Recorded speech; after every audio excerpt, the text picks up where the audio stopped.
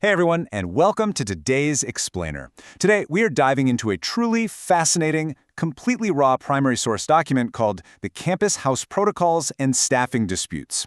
It gives us this incredibly detailed window into a highly structured care environment, and honestly, the intense friction that happens when strict rules are broken.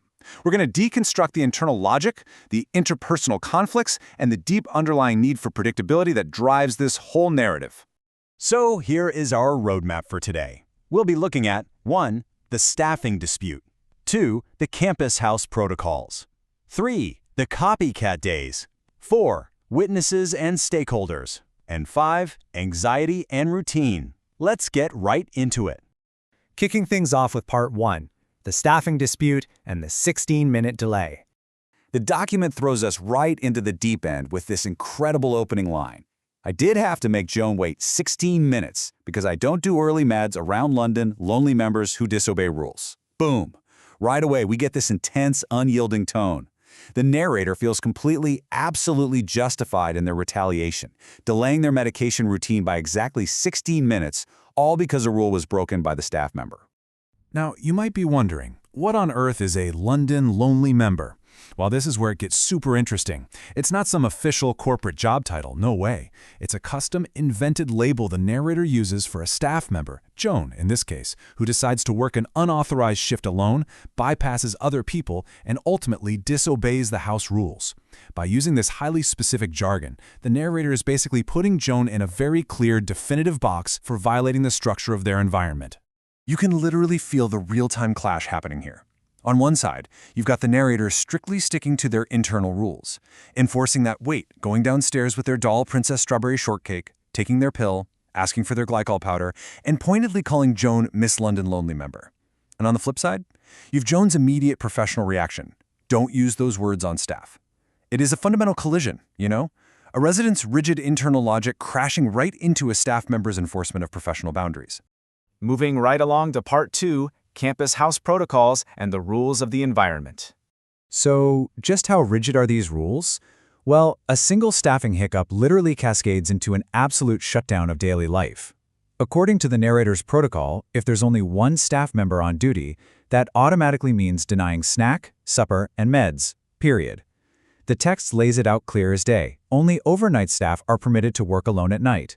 Evening staff are explicitly forbidden from flying solo. And get this, if notifications about supper are even slightly delayed, the narrator declares that supper is definitively canceled. The whole shebang, just shut down. Which brings us to Part 3, the copycat days, a timeline of stress. The author actually keeps a meticulous record of what they call these copycat days. We're talking late May through mid-June, specifically May 25th, May 29th, June 5th, 6th, and 19th. These aren't just random dates jotted down.